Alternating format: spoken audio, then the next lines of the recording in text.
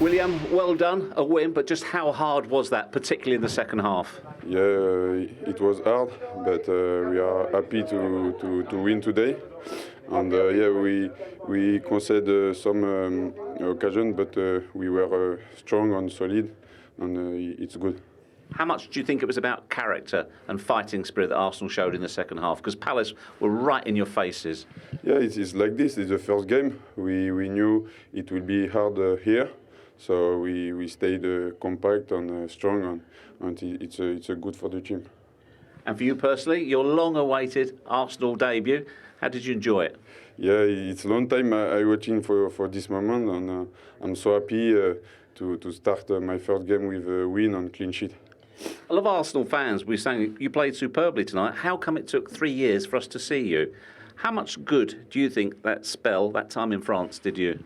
Yeah, it's helped me to spend 2 years on loan in France because I'm young, I need to play, and now I'm back, and I hope we will make a good season.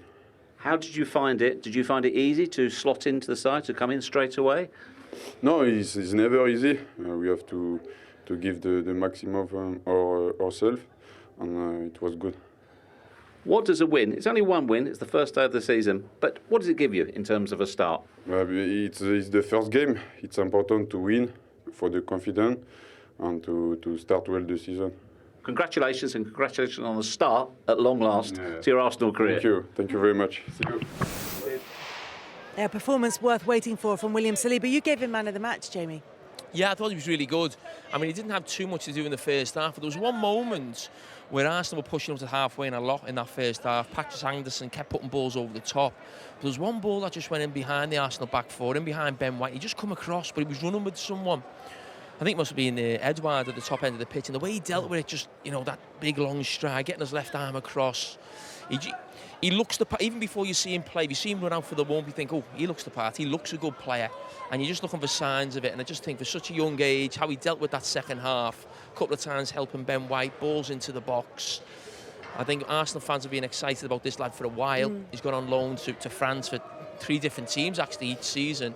Finished at Marseille, but you know, you can argue, was it right to put him out? But a 21-year-old playing centre-back in the Premier League, do you want to be doing that when you're 19, 20? It's not easy. But he looked the real deal. We've mentioned Zinchenko and Jesus a lot before this game, saying they were big problem positions that have now been filled for Arsenal. But bringing him in, I think, certainly adds something, because we've always felt they were weak. Coming here, you know, first game of last season, Brentford, they got bullied here last season.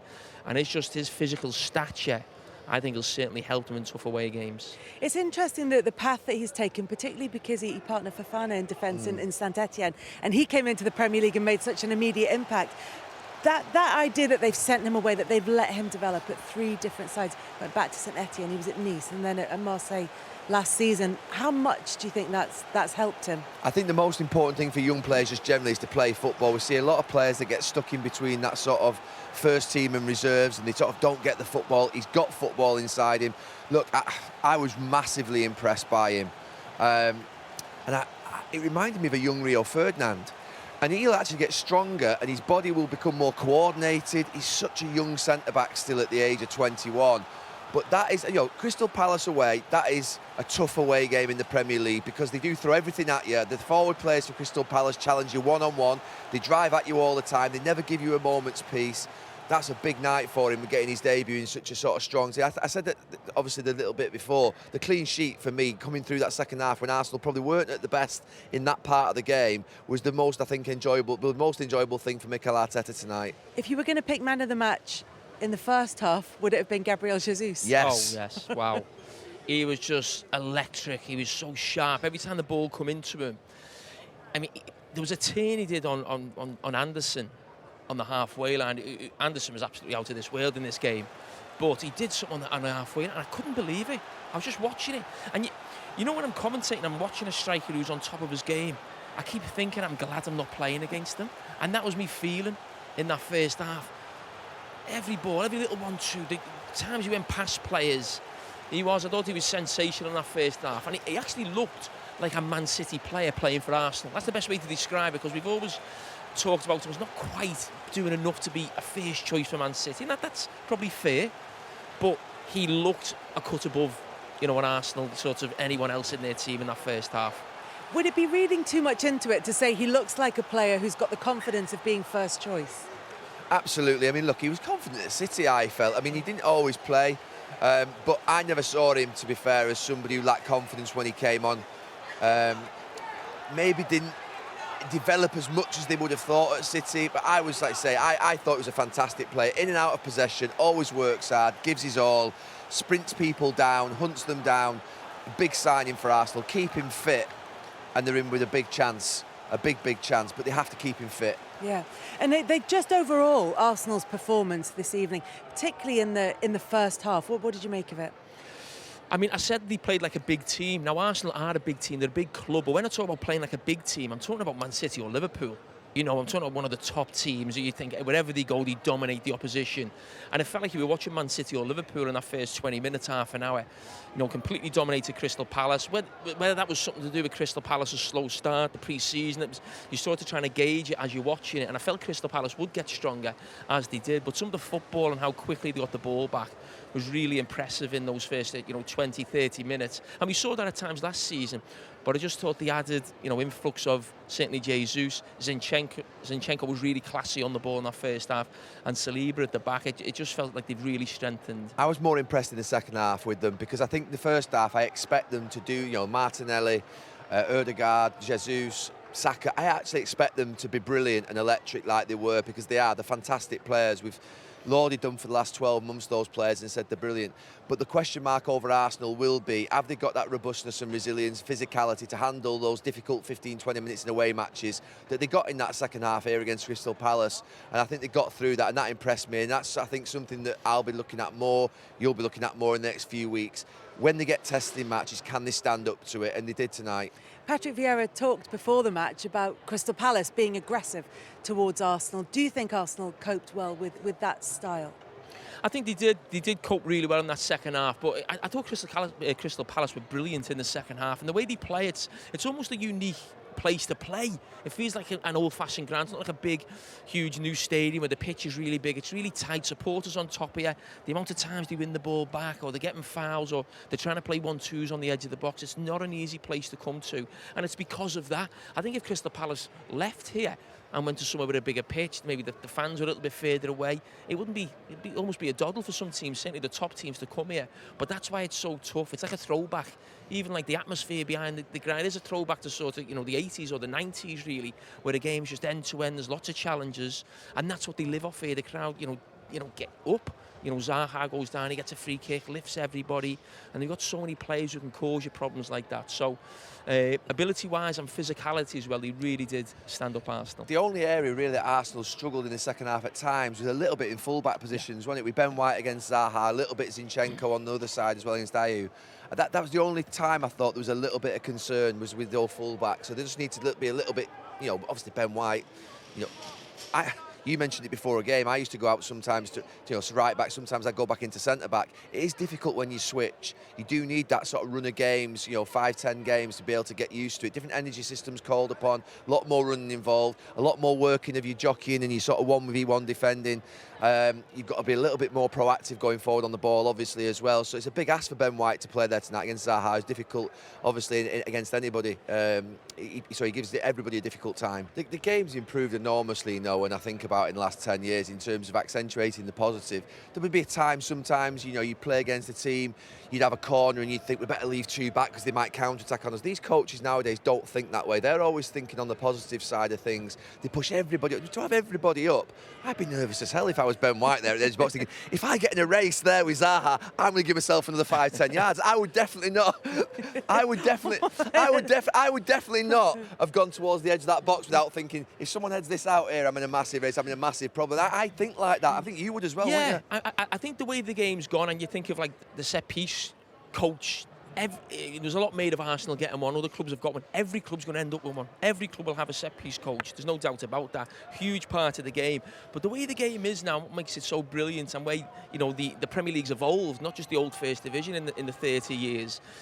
is how brave teams are. It's about being on the front foot. It's not like what we were in teams, maybe even in the past at times, where, okay, we've got our goal, we will sit back. Every defence is trying to get up to the halfway line. Defenders are trying to play up with the ball in the 6-yard box. It's all about not taking chances, but being brave. Mikel Arteta is going to be making his way over to talk to us just now. In fact, has just arrived. Mikel, thanks very much. Congratulations on the victory. What was the most pleasing part of it for you? The win. Obviously, start the season is the most important thing is to win the first match. It builds confidence, builds momentum, and then you can talk and think about the things that obviously we have to improve, which there were a few today, to be honest.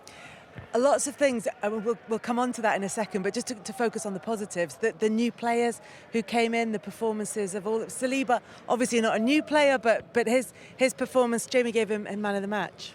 Rightly so. I think he was superb tonight again. The way we started the game, the way we played the first half an hour, I think it was superb. We should have scored another one or two. We missed some chances, and then if you want to win here, you're going to have to dig in, and we have to play in moments the game that we don't want to play. They put 4 very physical players in your last line, and that has the ability to turn your press all the time, and from there you have to manage that game, which is not easy to do because they are so good at doing that. Such a fast start, as you say, particularly from Gabriel Jesus. He's hit the ground running. Well, we started really sharp. That's the game that we wanted to play, but for longer periods, especially in the second half. But listen, to win here, you need to suffer. We've done it, and that's part of the mentality that we want to build, to come to these places and find a way to win it at the end, and we've done it today. We were just talking there before you came in about the set piece, and now you had every single player up on the edge of the box, and now we would have been nervous if we were Ben White at the edge of the box and then to race back inside. Who gets the credit for the set piece? Was it your idea? Was it one of the other coaching staff that came up with that? It was one of the set piece coaches that created the routine, yes. And you practiced it yesterday? We practiced it, yes. You're not giving much away. No. Talking about the young player at the back, I was really impressed with him today. And at times, your teams over the last 2 or 3 years, and Arsenal teams, maybe even that you played in, have been questioned maybe at times for the determination, the physicality to come to places like that. The actual stature of him, even at 21, is that a big bonus for you, sort of, for this season? We're talking about Jesus and Zinchenko, but a player to come in like that at the back? Well, you need the right balance, as you mentioned. Physicality in this league is something that you cannot come short, because if you do, you're going to be exposed, and you're going to have to be able to deal with certain games and certain opponents that demand so much on that aspect. And those two, for their age, they are really well built, and they give us a different age. The same with Ben. To have another player in the back line with that size is something really important in these type of matches. How pleased were you in the second half when you were getting put under pressure that you withstood that and you got the clean sheet? That's the resilience that we need to win football matches and see football matches through. And we had some moments. You need your goalkeeper, because, to be honest, they had the biggest chance in the game, that 1v1, and Aaron did incredibly well, and he won the game for us. Jesus at the top end of the pitch. I mean, I thought in the first half an hour he was electric with the ball at his feet, but also winning the ball back. There was a great opportunity, I think, in the second half where he won the ball, and you maybe should have killed the game with Odegaard. Maybe should have got his strike off. How big a difference can he make to this team? The fear factor, I think, that is always on your shoulder. The ball is bouncing, that 50-50 balls. He's always have that intuition, that ability to get the ball off you. And he's never standing still. He's always on the move. He's always ready to act, and he's so sharp. So I think for the defenders, it's difficult to play against him. Mikel, you've already added to the squad across this transfer window. Looks like they've had a very successful start to life as Arsenal players in the Premier League. Still open, though. Is there room for more activity for Arsenal? We are going to try. There are a few things that we planned, and if we could do them, it would be great. But now it's work with the players that we have. We are in the middle of the season already, and the focus should be with the players that we have to get the best out of them. Any names for us, Mikel? Not yet. You are in contention. It was worth asking. Mikel, thank you so much for joining us. Congratulations on the win tonight. Thank you. Thank you very much. Well done. Thank you. Well done. Thank you. Do you want me to take the... There we go. Thank you. Oh, it's that slightly awkward moment with the microphone. But look, it was a really... You can tell he's pleased with it, but he's also saying there are things that he wants to improve on. Is that normal in the first game of a Premier League season? Yes, and every manager would say that on the back of every game. But he's right. The game should have not been over, but they should have had a bigger lead. And listen, Crystal Palace had chances, as they always will do, playing at home against any team. But the problem is, when it's only 1-0, that chance can easily mean that is 1 point instead of 3. And that'll be the slight frustration for them in that first half. They went 2-0 up and almost, as I said, almost over the line, really. And as I said, that game could have gone either way. And he had to, he needed his goalkeeper, really, to keep it in it towards the end of the second half. And the thing is, there's an opportunity for them to have a really good start to the season, which can only increase the confidence of the Arsenal players.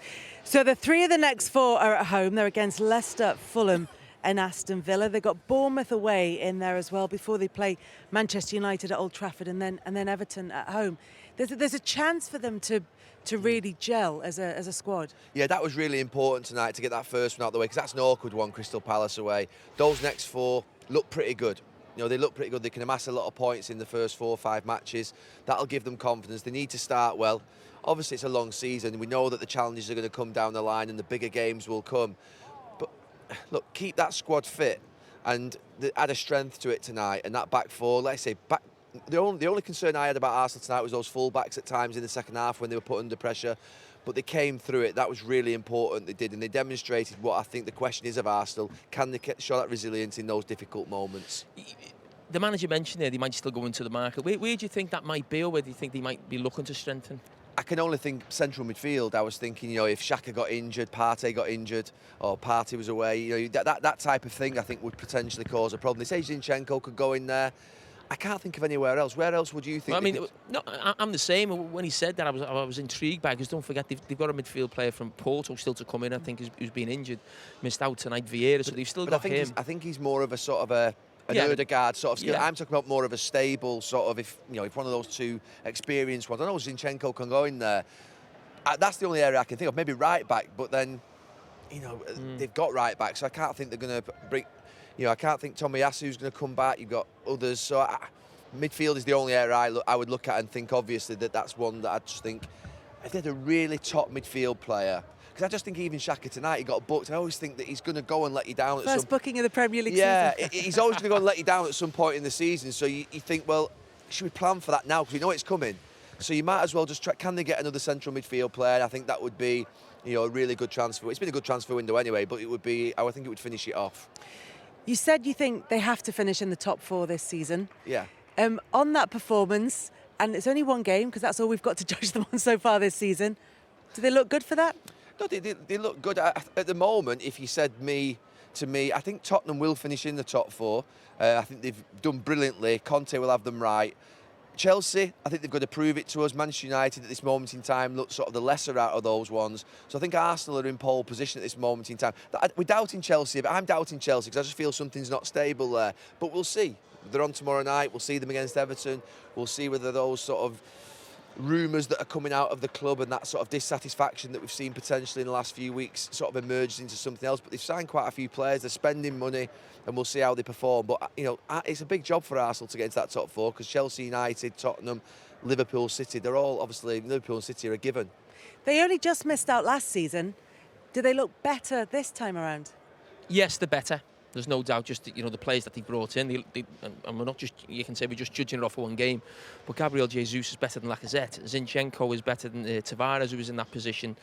Saliba coming in now gives them better strength at the back. So they are a better team, but so are Tottenham.